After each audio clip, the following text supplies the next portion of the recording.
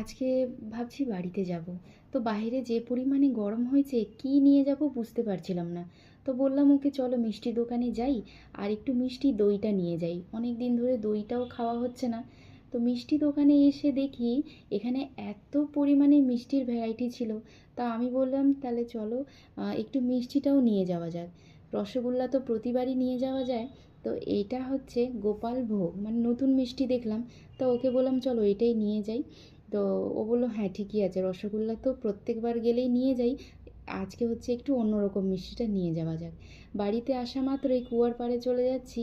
আর এ হচ্ছে আমাদের বাড়ির বিড়াল গোলু, আমাদের বাড়িতেই থাকে আর গরমের জন্য কুয়ার পাড়ে এসে শুয়ে রয়েছে। এই যে দেখুন, এটি হচ্ছে নাইট কুইন গাছ। সেই কিছুদিন আগে ব্লগটা শেয়ার করেছিলাম, আপনারা সবাই খুব পছন্দ করেছেন। ছোট্ট একটি টাবের মধ্যে গাছটি রয়েছে, বিশাল বড়।